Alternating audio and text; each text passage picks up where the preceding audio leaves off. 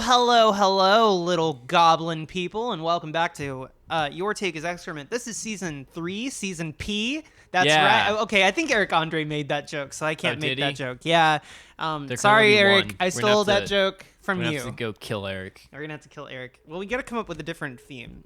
I think what we came up with was season 3. Do you remember? Yeah, it's the subversion season. Subversion season. Season subversion. Season of subversion. We're gonna. That's right. We're We're going to take all of your little expectations of what you think this podcast is going to be, and we're going to flip them right on their head.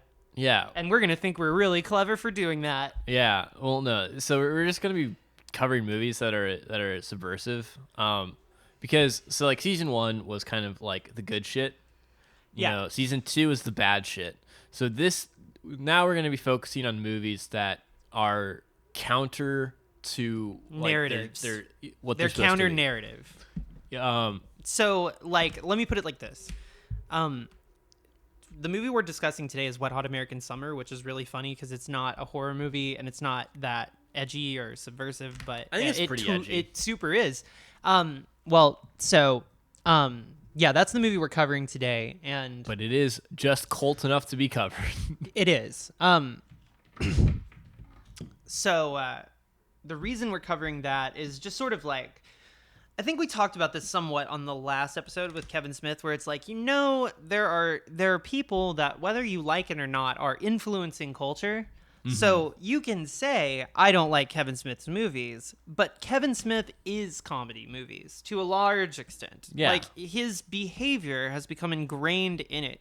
So, like, if you go to make a comedy, you're probably going to make something cat-a-corner to a Kevin Smith movie, unless you intentionally go into it trying to undo that exact harm.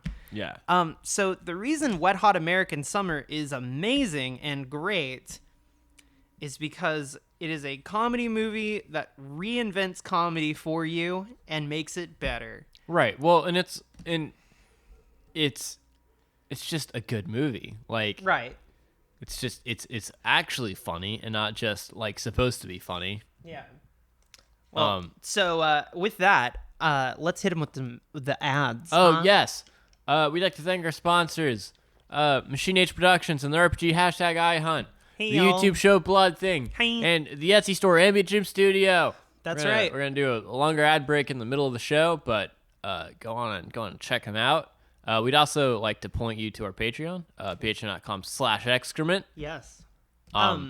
And with that, real briefly, before we continue, I do really want to give a little two little shouts before we get too started. Shout number 1 is that we are finally leaving Texas this week. Finally, we are Hooray. out on the 1st, and thank God for that. So, for any of you at home wondering, is a move to Texas a good, smart idea? Because I did just talk to somebody about this. The answer is, unfortunately, no. Don't move here. Don't move here. Well, I read an article that was like 40% of the Texas workforce makes under 15 an hour. Fucking. It's like, And you want to move here? yeah. Yeah, don't do that. So we are leaving, and we are super stoked about it. And it was super costly. It still is costly, and any help there would be appreciated, which brings me to part 2, merch stuff. So for Your Take is Excrement, we don't yet have any merch. We've been talking about the potential of having like a t-shirt or like a coaster or something cute, just to support the podcast. But we haven't done that yet. However, I did, after a month of waiting, receive my fully finished book that I wrote, my fiction book, in 100 quantity at my house. So the thing I'm going to say about it is I'm moving. I'm about to land there, and I got a book to sell you. Please buy it so that I may have a happy, healthy, and successful life in Colorado. And also, I like to think it's pretty good. I wrote it myself. Yep. And after that, Wet Hot? Wet hot. It's so wet and hot. And American. And American. And in the summer. So tell the good people of Europe what the fuck Wet Hot American Summer is, because like they're not gonna know. So it's a movie about a summer camp. What's that? What's a summer camp? It's where parents abandon their kids for a week in the summer, so that they can run and jump and be left at the behest of adults that probably not suited to take care of them. No, well, adults are stretching it. All my camp Children. counselors were like 17. Well, that's the initial immediate bit of the movie, is that the whole cast of the movie is like mid-30s, like, long since cut their teeth comedians who have been around and have like they're seasoned. Many of them are on SNL now. Yeah, but they're pretending to be 17-year-olds. They're pretending to be like 15. Or something like that, which is fucking hysterical when they're not that age. Well, because all of the kids are actually like 13, and they're like, we're 15, and they're all like obviously adults. Yeah. Well, there's like a scene in the TV show. So they made a TV show where like a girl, like a 13-year-old, goes into the bathroom and has like her first period. And then she comes out as an adult. As an adult, yeah. Well, and they do swap this whole adults or children or adults thing quite a bit. Given that there's this scene where one woman is going through a divorce and it's like really hard on her, and the movie does just stop dead to not make a joke about it, but to dramatize this little boy, like giving her the most amazing advice about how to get over the loss. He's like giving her a back rub and like walking her through her divorce. Yeah. So, well, I'm going to let you keep going. But before we continue, the thing I want to say about it, I think, is that, you know how we've been talking about how like Eli Roth, right? It's like mean-spirited horror. Yeah. And you can do horror. You can even make it mean. But mean-spirited? Yeah. It's a little bit cruel. And I don't love it. Well, and like Kevin Smith, all of his comedies are just like very cruel. It's cruelty. And the reason that Kevin Smith's jokes are cruelty is because he has experienced a lot of cruelty in his life, and that's just what he thinks jokes are. Yeah. And that's not what jokes are. Well, if you ever like, sorry to rant more about Kevin Smith, but we watched the whole ass like talk he gave in front of the university. Oh my god. Okay, for context, it's called An Evening with Kevin Smith. He's got like 3 of them. Yeah. Well, so aside from like making like outing someone as a lesbian, and then making fun of her for being a lesbian, he also, every time his friend is on, Jason, he just relentlessly mocks him and doesn't let him respond. Well, and I'm gonna say it like this, and I know that there's a lot of people out there that are gonna be like, no, that's not it. But at least in this period of his career, the deal is this. I have absolutely had friends that felt bad about themselves for whatever reason, and they constantly felt the need to push me down to make themselves feel better. Yeah. And like, if anybody around him would realize that that's what he was doing, they probably would not hang out with him anymore, and they would realize that he's kind of a bully. Yeah. But they don't. Anyway, so the point with the evening thing is that, you know, even in his personal life, he's kind of a fucking bully for no reason. Yeah. And Wet Hot American Summer is the antithesis of that. It is an anti-bullying film. Yes. It's a movie about how ultimately everyone in the movie like cares about each other. Yeah. We'll talk more about that later. But I just had to get that Kevin Smith rant out. And thank you for doing so. No. Because we kept on just watching Kevin Smith movies. We didn't stop, and that was a mistake. I mean, and we did find our way into the horror stuff, but it was so unfruitful that we just kind of stopped. Anyway, so Wet Hot American Summer. There's summer camp. All these adult comedians play the counselors, and the movie is just about all of their like escapades. So it's kind of making fun of like summer camp movies, and like coming of age movies. So there's just like the movie is just comprised of like a bunch of side plots that all just like loosely congeal together to form a narrative. Yeah. But the movie's not about the narrative. It's about like all these subplots. So like one of them is like 2 counselors are gay. And the wind is just destroying our howling. state. Like literally right outside, we just heard a light pole go down because of the wind outside. So again, don't move to Texas. I'm watching literally a tree just fall to pieces in front of me. Not a tornado warning, not a tornado, just normal wind. Yeah, we fucking hate it here. Let me tell you. Anyway, so there's a plot where two of the counselors are like gay, and so they have this whole subplot where they like secretly get married in the woods. Yes, and that is Bradley Cooper and Michael Ian Black, by the way. Boy. There's another subplot where there's this like just super antisocial science teacher, and he's teaching kids science experiments, and they find out that a piece of the ISS is going to land on the camp. There's one where there's a dude, like two counselors take all these kids rafting, but abandon them because one of the counselors wants to have sex. Yes. But here's the thing with that, right? Is every time we describe one of these bits, I feel like it's either gonna be one of two categories. It's gonna be too strange for you to imagine without having actually physically seen it, and B, exactly a scene that you've seen in a shittier movie, and you'll imagine that they're doing it in the same shitty way. No. But the thing is, with the kids in the boat, is it's not like they play around with this. They fucking abandoned the kids. Yeah. And they are abandoning them for sex, like bar none. Well, but the whole thing is he then immediately crashes the car, so he's having to like run back to the camp. He has this like whole 15-minute chase scene.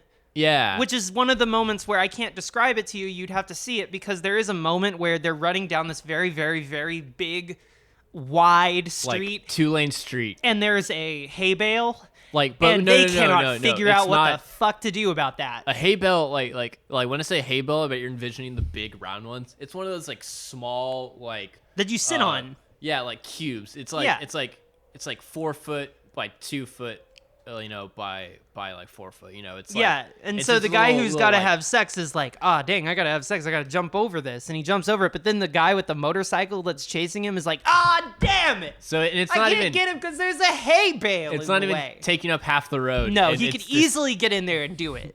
But so the guy's running. He's like running. He's like running in place trying to figure out how to get over it. Right. As if it's like an actual obstacle. Anyway, there's a subplot where all the counselors go into town and they start to have fun, but then having fun is they get like strung out on heroin first. But then it's like it cuts and it's like wow, that was a great 30-minute break. And so they to a montage, go downtown, start with weed, move up to coke, rob some old people hooked on heroin, and then they're junkies in a crack house.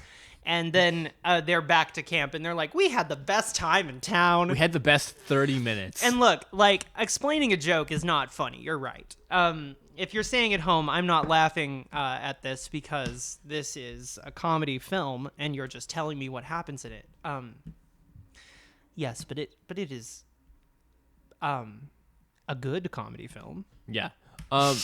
So what are some of the other subplots? Well, we talked about the ISS. We talked about the camp director wanting to bone the science guy, right? Yeah, the camp director also just wants to really bone the science guy. And he said no. Yeah. He doesn't like to talk to girls. Yeah, All right. Where are the indoor kids? Gene, the lunch man. Oh yeah, the lunch man is like just like absolutely insane, and is just constantly braiding this other lunch guy. But then after he braids him, he's like, "I'm gonna go beat my dick." And the guy's like, "What?" He says, "I didn't say that. What are you talking about?"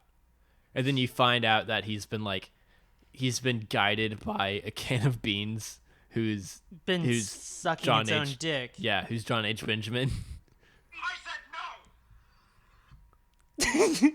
All right.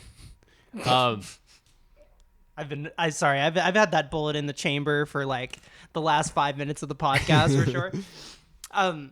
So the big thing that we need to just go ahead and just dive right into it, because explaining this is not, so it's the summer camp movie, guys. Yeah. You've seen this movie. I don't need to explain this to you. You have seen the summer camp movie. But every other summer camp movie is either bad or disgusting. Well, and this one is both bad and disgusting, but it does it intentionally, winking at the fact that what it's doing is bad and disgusting, but ultimately, its deep down point is good. Well, and ultimately, it's wholesome. Like, Yeah. at the end of the day. Well, so gay subplot, right? Well, real quick. One of the subplots I forgot is there's a camp counselor who's supposed to be watching kids swim, and all he wants to do is make out with the girls. So he keeps on like letting kids drown on his watch. Yeah. And then he has to kill the witnesses. Right. Well, yeah, and so it's just like, yeah, it's the summer camp movie, but they take it so fucking far.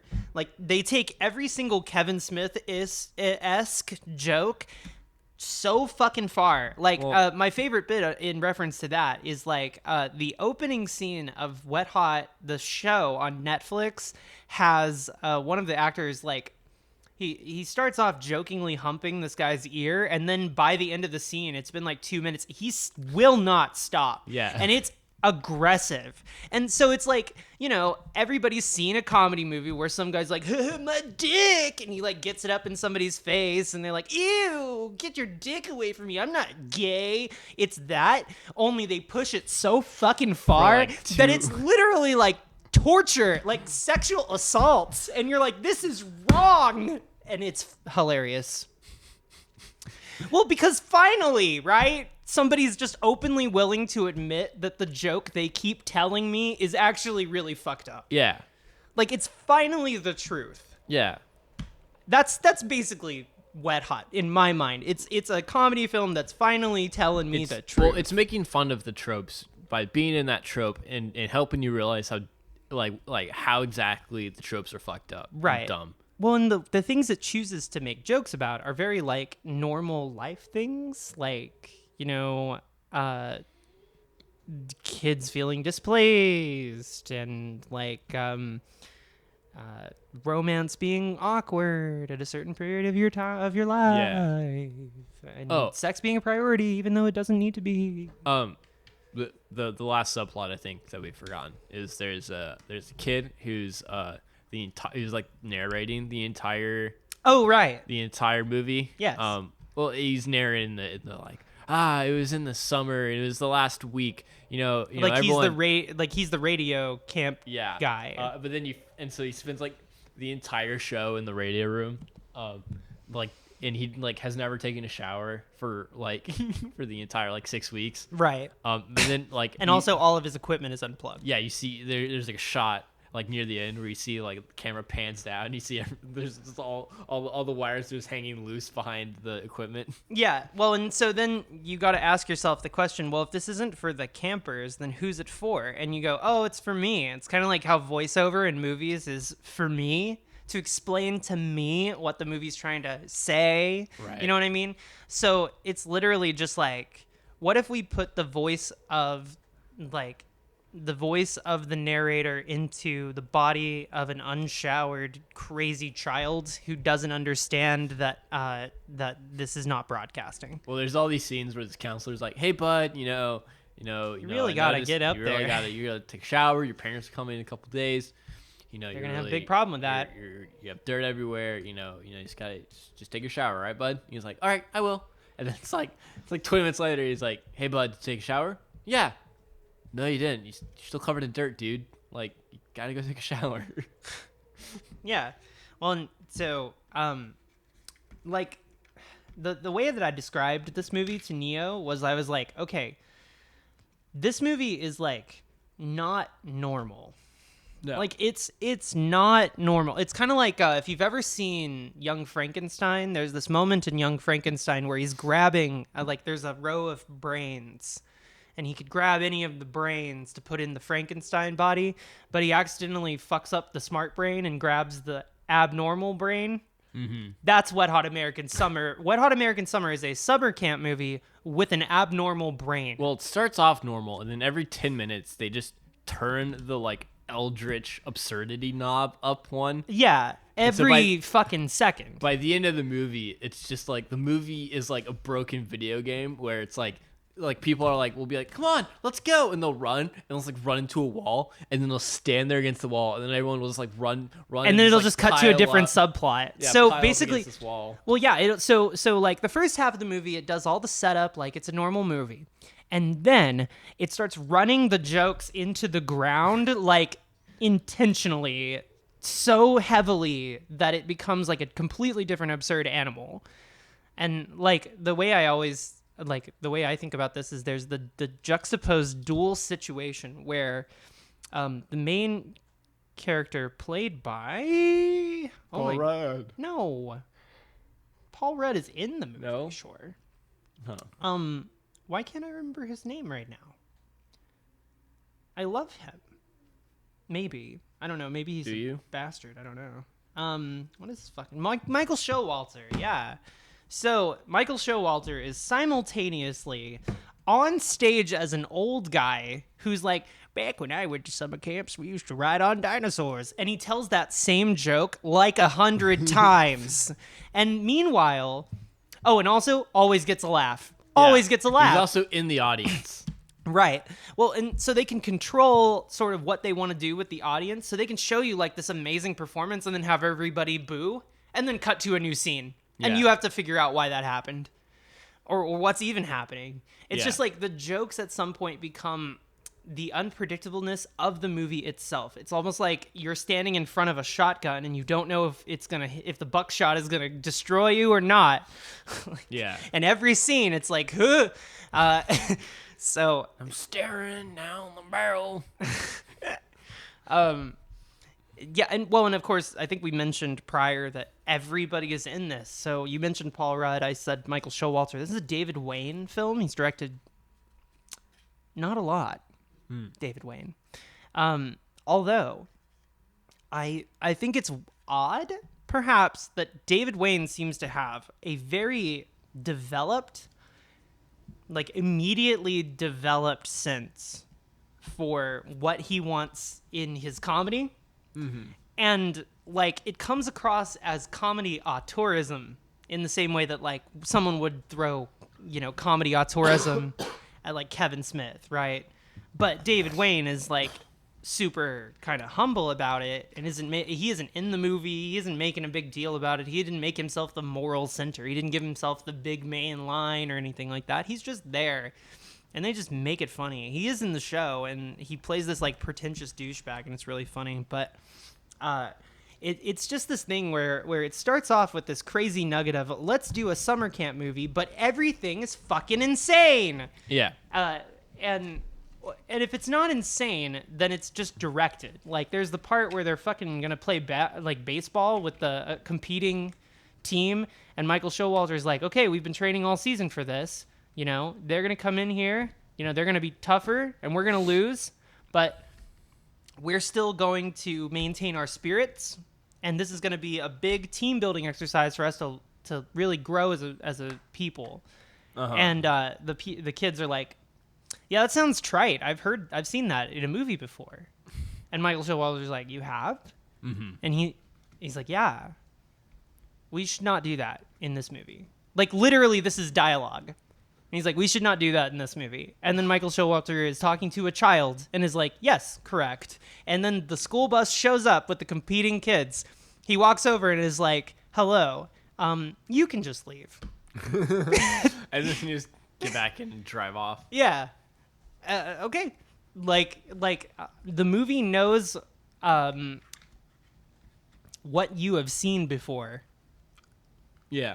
And is tormenting you for knowing those things. Also, can we talk about the pot sound effect? There's not really much to say there. No, like the crashing? The constant pot sound effect, the constant pot crashing sound. Yeah, people are constantly throwing things off screen, and whenever they do, there's like this really cheap like pot stock crashing sound effect. Yeah, pretty good bit. I hated it at first, but then it grew on me. Really? Yeah, I thought it was really dumb. And then it takes a while. Because it looks like a different kind of movie than it is. Yeah. And then, like, once you realize this movie is, like, an eldritch abomination. Yeah. And then it's funny. Right. And with that, let's do some ads. Ads. All right. Oh, Neo, I'm so tired. I could just lay in bed all day and watch Blood Thing. What's Blood Thing about? Um, I'm also tired and chronically in It's bed. about a blood thing. I mean, we can just sort of lay around and just engage in the adventures of the blood thing. We don't even have to. You know what else? I think that iHunt is like a thing you can just. It's like you don't need a console for that shit. You don't need a No. console. You can just sit on down, crack out your iHunt manual, and play the game. You can collect a bunch of your friends in your bed, and you can all, while lounging in a comically oversized bed, play the cooperative tabletop RPG #iHunt, Oh my god. and you can hunt down monsters in the gig economy from the comfort of your your fucking comically bed. oversized bed. Your comically oversized bed. And while you're lounging in bed, and you can look up on your barren walls and wish that they would be covered in the art from Ambient Dream Studios. Thank you, Ambient Dream Studios. You're such a vibe. Y'all are such a vibe. Like, actually, genuinely, all our sponsors for the last couple seasons, they've just been a bunch of vibes. Like, Good just vibes, really too. cool. And I also got to thank the sponsors for not necessarily like having thick skin or something, but understanding that when we come on here and do an ad, we just happen to just be completely bullshitting every single time. Unhinged, just Unhinged. like Wet Hot American Hey, Summer. are we supposed to be back?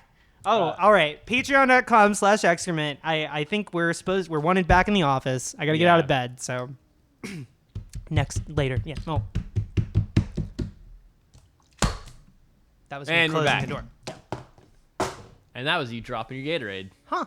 Well, Here, let me go get another one. geez, there's one right there. Yeah, Yeah, grab That's that. what I'm going. Grab that shit.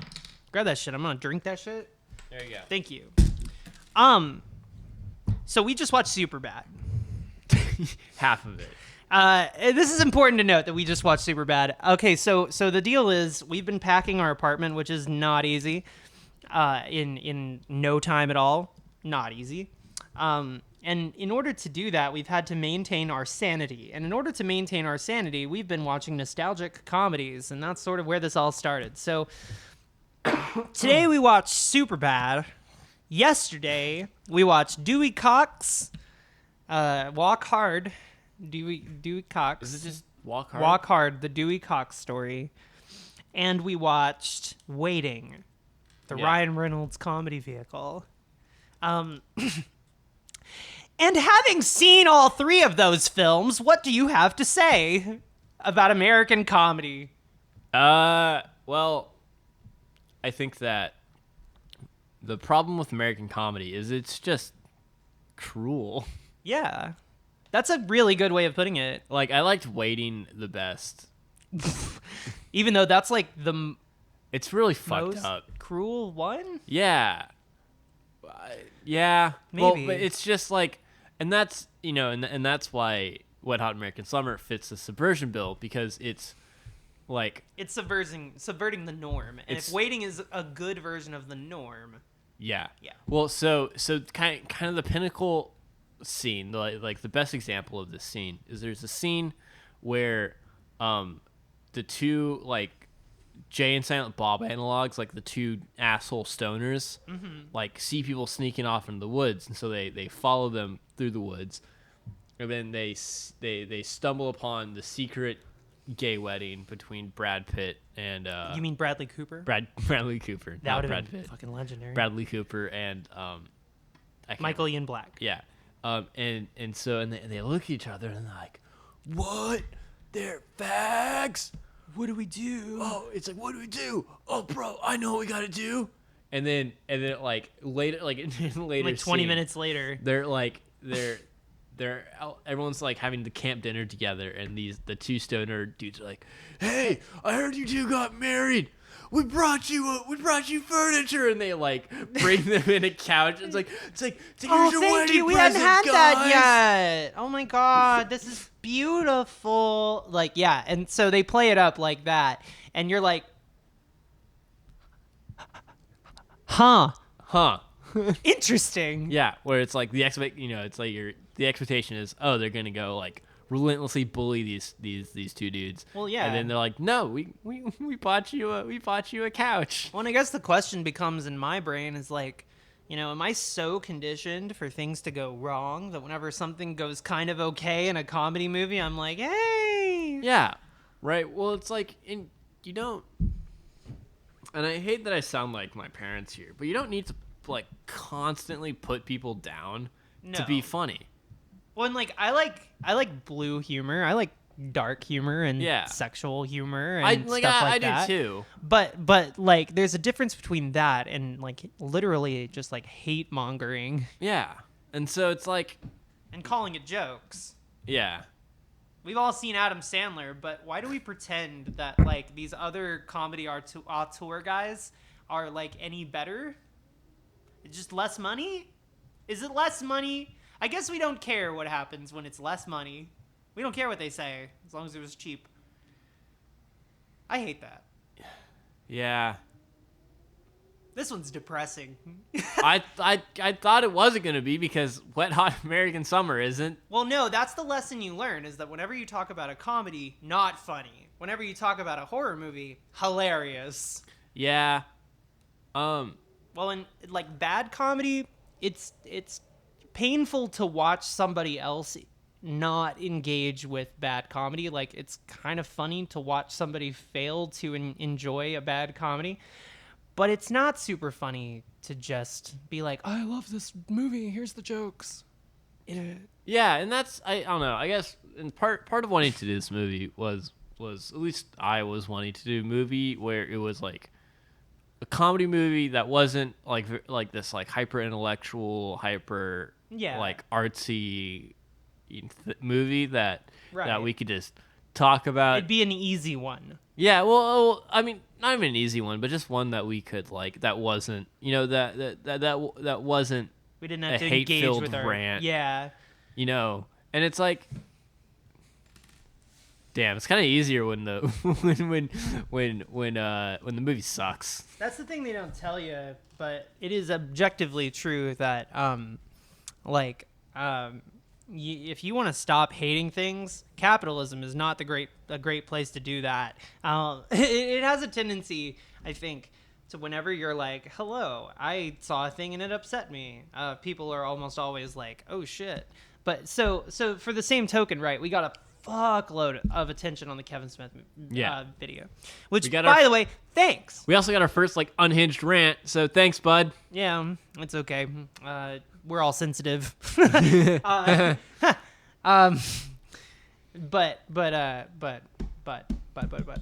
we got a lot of attention on that because we had the take, which is, hey, Kevin, the guy that everybody liked? What if him bad, actually? Yeah. That was a take. And as you know, our takes are excrement. But over here at Wet Hot American Summer, we're just sort of like, it's a good movie. It's a good movie. It's subversive. It's challenging the cruel, hateful comedy. Yeah. Get him. Well, and like, I don't know. I've been watching a lot of comedy lately. And I'm realizing that comedy primarily is just criticism. Yeah. It's just criticism. Well, it's criticism and an easy pill to swallow. Right. Well, and so that I think explains also why we don't quite have so much to tell you about it beyond that it's really great and it's wholesome, because that exact reason. Like, it's just comedy is criticism. If this is a comedy podcast, then we do best when we're criticizing things, right? That's when it's funniest. But I can't think of a way to praise this movie that's going to make everybody pee their pants. But I can think of a million ways to say something sucks that will make somebody pee their pants. And I think that dichotomy is almost exactly the problem. Yeah. It's just like everything is so desperate, right, to get these intense laughs. And I don't know. I've always kind of been a firm believer that Wet Hot American Summer is one of those movies that stands kind of independent from a lot of the other stuff that came out around the same time. I mean, 2001, right? I mean, enough said. It's 2001. Something happened then. Well, and so, more importantly than 9/11, two things happened on 9/11. One, they were making a Kevin Smith movie, and it did come out after 9/11, I believe. I believe it was Jay and Silent Bob Strike. I could be wrong, but I'm pretty sure. And then alternatively, this came out. But even alternatively, on 9/11, they were shooting the Turtle Club scene in Master of Disguise. Have you seen Master of Disguise? Nope. Really? Yeah. Have I not made you... Oh. No. My one of my friends like really likes it. One of my Really? friends in high school, it was his Oh like my favorite God. movie. Oh my God. Well, that's deeply troubling. No, it's the worst comedy of all ever. But the important thing to note with it is that on 9/11, they were shooting a scene where Dana Carvey, the lead, was dressed as a turtle man in a turtle costume. They received news while shooting the scene. They had to take a break, cry about 9/11. And then dressed as the turtle guy, had to be like, guys, I think we really need to make America laugh right now. You know what I mean? I think right now we're needed more than ever. And then he went in and made that shit. Now, that's supposedly the story, and I like that story. I like that story more than whatever is true. But I know for a fact that in my heart of hearts, that's what happened. So that is inherently bizarre, that Kevin Smith is making dick comedies that with the worst morals. Fucking Dana Carvey, Adam Sandler, just like, I don't even know what the fuck they were doing there. We gotta figure that one out.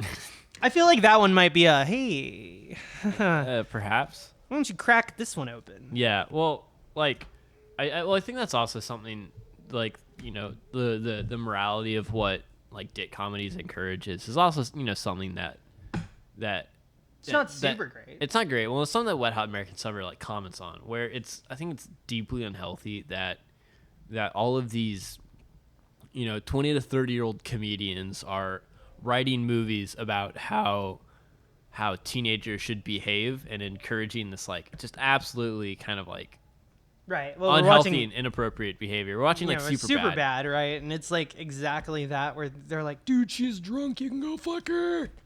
And of course they don't, but well, yeah, but it's just like, they sure try. It's like go fucking like you know, it's like house parties all the time, sex all the time, like that's the high school experience, yo. Well, first off, it's not the high school experience. It's not what high school's like.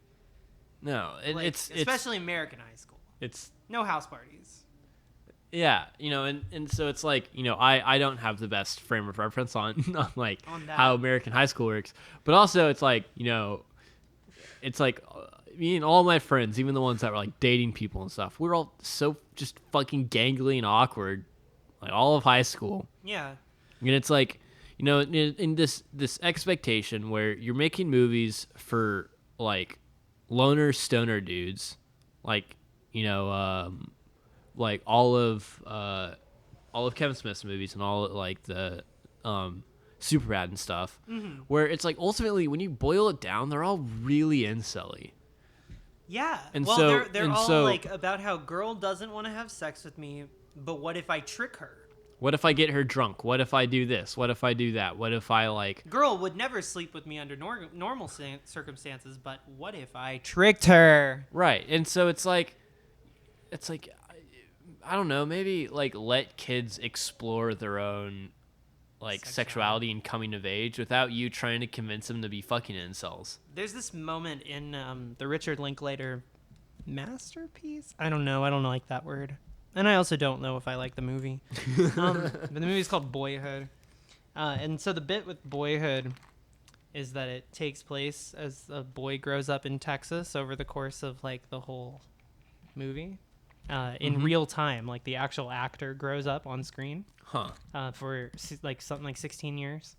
So you watch him go from little boy to adult, and it's the same guy the whole time. Right. And ooh boy, isn't that cool? I've seen Harry Potter. But there's a scene in it where he goes and hangs out with some guy friends, and the guy friends are like, "Yeah, you pounded any pussy yet? You gotta pound some pussy, bud."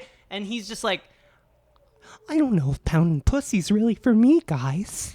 And like that moment, we need more of that. More of, "I don't know if pounding pussy's really for me, guys." And maybe less of like the, "Yeah, she's drunk, let's get her." Yeah. Well, and just a lot of the bits in Wet Hot American Summer are like, look how dumb this like societal trope is. Like it's like movies trying to encourage teenagers to And dangerous. Yeah, like live out these like dangerous delusions of some like weird Hollywood sex creep. Yeah. Who has way too much money and way too much power. Yeah. But so like I think it's interesting that we watched this at the same time as we were watching all the Kevin stuff, and now we're watching Superbad and all this waiting, all this. And then we did the evening with Kevin Smith, like listening to those, because like in that, he very literally talks about like the comedy mentality in America, which is as follows. I was mistreated for being different when I was a kid. So I grew up to make movies about how being different like me is actually awesome and everyone should want to fuck me. Yeah. And so in their brain, it's poetic justice. But also there's this level of self-deprecation in there where it's like, not only am I going to trick this girl into having sex with me, but she would never have sex with me under normal circumstances. And it's just like, well, if she would never have sex with you under normal circumstances, perhaps stop pursuing her. Yeah. Well, and also it's like, you know, I don't want to come across as anti-sex or like, you know, as a prude or anything. Yes. But at the same time, it's like it's just I think that it's important for people to figure this shit out on their own and in a healthy way. And I know to some degree a lot of my expectations came from adults who were in their late 20s and early 30s trying to explain to 14-year-old me what my sexuality should be like and how I should pursue that. And that just was so fucking unhealthy for me growing up. Yeah. You know, with that. And you know, it's no different here. I mean, growing up in America, it's like you get abstinence-only sex education, so they don't tell you how to have sex. They just tell you that it exists and you should not do it or you'll die. Yeah, and then you have all these comedy movies trying to like educate you. But, I mean, that's the thing. Where are you getting your education in America? You're going to get your education from Kevin Smith. He's going to tell you about sex because your parents are fucking worthless. Like, not yours. Yeah. But parents in general, especially in America. American parents are fucking worthless. If they would just sit down and have a genuine conversation about the ramifications of being alive with their child, they could probably prevent a whole lot of problems, a whole lot. But instead, we don't have that. We do not have that. Instead, our sex education comes from Kevin Smith. Kevin Smith, Sunday School, and Superbad. Yeah, it comes from like shitty dick comedies, and that's how boys learn about sex. They don't learn about sex through the way that women talk about it. They learn about it through the way that the shittiest dudes amongst us with the biggest megaphone talk about it. Yeah. And so we wonder why things like, here comes 2015's favorite phrase, toxic masculinity. That's why that perpetuates itself, right? Because that is literally toxic. That's the thing. It's the toxic part. And it's perpetuated because parents don't have their shit together and won't tell kids what the reality of sex is. The education system in school is constantly telling you that it exists, that it's awesome, and that you shouldn't do it or you'll die. And of course, kids love to die. Have you met kids? Yeah. Kids don't want to be born into this shit. So they're like, sex sounds awesome. It's kind of like drugs. When they told me not to do drugs, I went, now I really want some. And like, you can't really educate people through that framework. And I think that it's hideously irresponsible that that's the way things have gone. But I don't necessarily know how to assign blame for that, right? Because I can't say, well, Kevin Smith clearly shouldn't have had a fucking career, or else, all these people were going to go off to become rapists. And, maybe that's true. Maybe Kevin set sail on a few rapes, justified a couple, and some people did them. Maybe. But also... I don't think that you can necessarily, like, blame Kevin Smith for the incel problem, but I do think you can see how incels can view his movies and use that as fuel for their like vapid hatred. He didn't cause incels, but he did give them one of their possible answers to how to deal with being an incel, which is to just trick people into having sex with you and shit like that, or just be hateful little curmudgeons that are fucking sex pests. Well, and in all these movies, they demonstrate that the person that's the biggest asshole, that's the biggest asshole, the most insecure, the most unattractive, the most doesn't take care of themselves, that's the director. Yeah. Surrogate in the movie every time. And with that, they try to educate kids that this, not only do I understand that you're like this, but it's good to be like this, and it's their fault. Mm-hmm. And that's the hatred thing, where it's like, Kevin Smith talks deeply about being bullied for like a really long time in his like Evening With, and like I believe it. I was bullied too, but like I don't know. I'm trying to make the world a better place and not a more justifiable place for my existence, right? Right. Like, I genuinely want the world to be better for everyone. And I think Kevin more along the lines is like, I want to make my perspective immortal.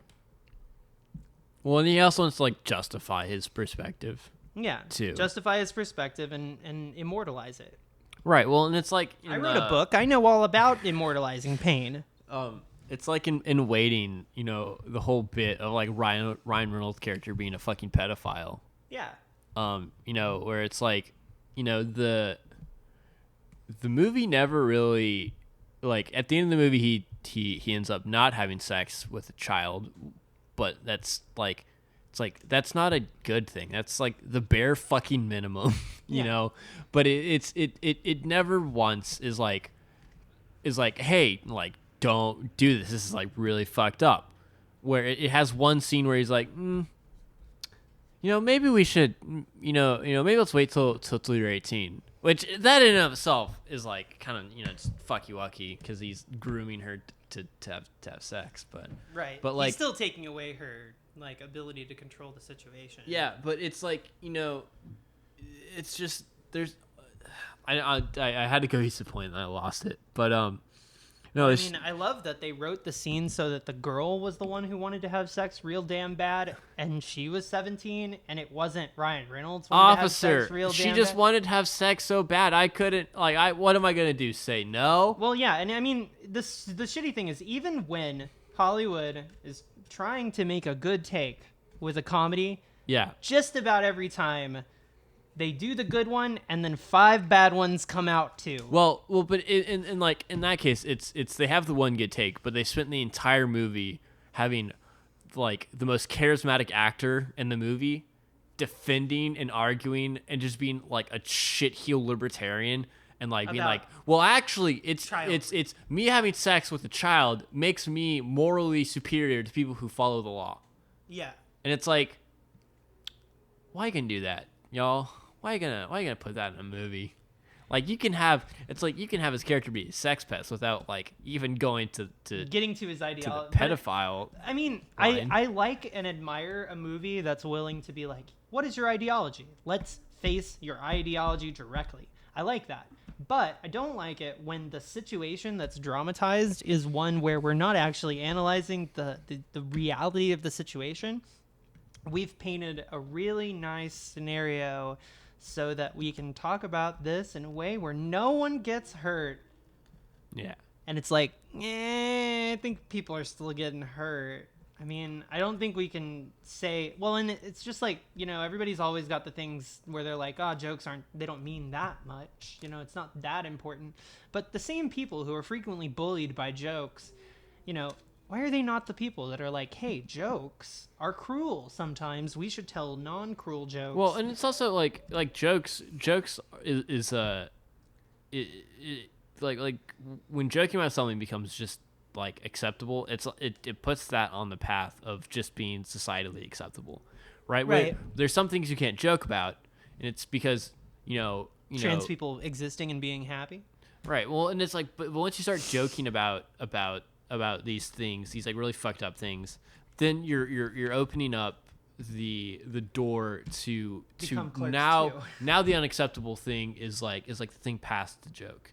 And then you push the envelope more, and then you push the envelope more, So it's like, damn, I think there's some things you probably just shouldn't really joke about.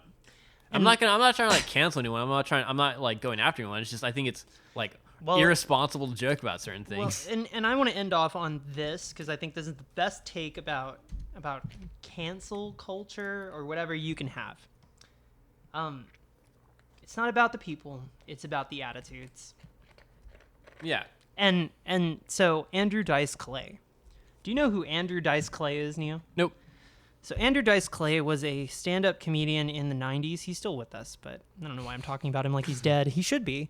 But he would stand up on stage and he'd be like, I want to get a blowjob from a feminist right now. Fuck women. Like, and that was his whole bit. He'd just get up on stage. He was like a New Yorker type. He'd get up there, fuck women. Women, they suck. They are so offended. You've heard this bit before. Yeah. It's literally every internet, like YouTube, right-wing asshole's joke. Their bit. And they learned it from watching him. And if they didn't learn it from watching him, they learned it from someone who did. Mm-hmm. Because Andrew Dice Clay was a big fucking deal. Big fucking deal. But you know what's weird, Neo, is when I mentioned his name, you didn't know who I was talking about. What happened? Cancel culture, right? So if he is the most popular comedian and he's just an offensive shitbag and everything he says is wrong, and no one canceled him. No one came out and was like, Andrew Dice Clay's bad, stop giving him gigs. Mm-hmm. Everybody knew. Everybody knew and was fine with it. It's like South Park. Everybody knew. They were fine with it. They were fine with it. So Andrew Dice Clay, popular comedian, touring around, making all these jokes, disappears, gone, poof. No one gives a shit anymore. What happened? The march of time. Mm-hmm. The march of time is the reality. Right. And this is why I say this is the best take on cancel culture. The march of time. Because if you go listen to Andrew Dice Clay's performances, they're the most cringy, unfunny thing you've ever heard, and that's pretty universal. Because it's everything that right now we're okay with. Like gay marriage, women having rights, things like that. Things that we have all come to accept as good things in society. Andrew Dice Clay was fighting those when they were an issue. Mm-hmm. So he was like the comedian Ben Shapiro of his time. Right? And all the triggered feminists who were the women who were like, hey, why do you go up on stage and just literally tell people to hurt women? That's wrong. And like those people were never listened to, those women. But neither was Andrew Dice Clay. And that's the funny part. Mm-hmm. He just fell out of favor. He simply fell out of favor.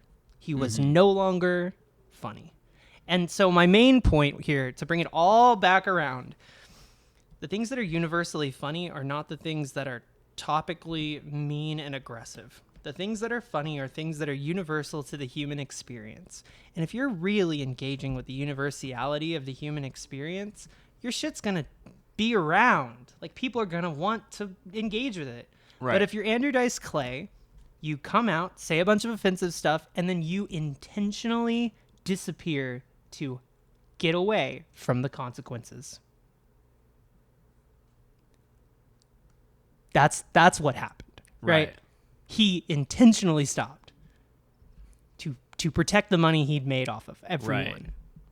And so next time somebody's offending you and triggering the libs, remember that they're making a big buck in there. And in a couple of years, you're not even going to know their fucking name. You're not even going to remember them. They're a dime a dozen. Mm-hmm. Because the reality is that's grifting, right? Speaking of a dime a dozen grifters, fucking Jordan Peterson video. Oh my God.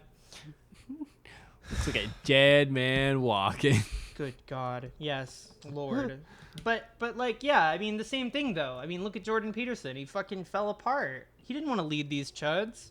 Because, like, you know, every one of these guys comes out and is like, yeah, I want to be the leader for men who, whatever. And then they meet these men and they go, I don't want to fucking lead these men. These men are fucking pathetic. Hey, you got any pills? Yeah. You got some oxys. And it's like, drugs are cool, but you don't have to steal them from incels. So, and with that, I think we can call that a podcast if you want to call that a podcast. Yeah. All right. Well, this was the introductory to season 3. I think what we're more going to be doing in this season is talking about the relationship between art and American culture. Yeah. And how they kind of incidentally marry each other even when there's like mass rejection. For instance, Batman versus Superman was very well hated. Yeah.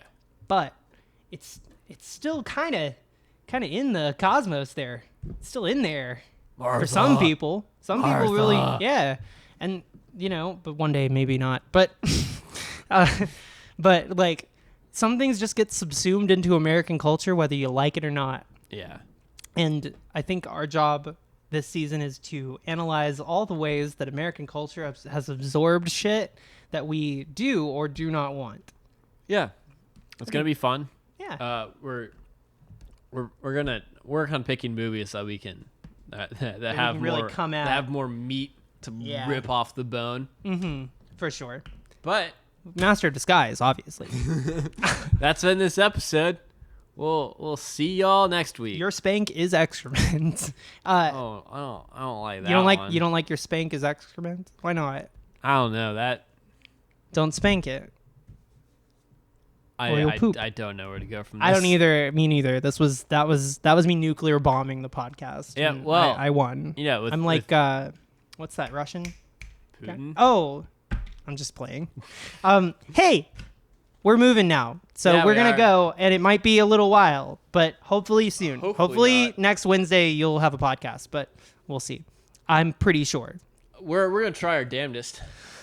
We sure are. All right. Bye now. Bye. Patreon.com/excrement.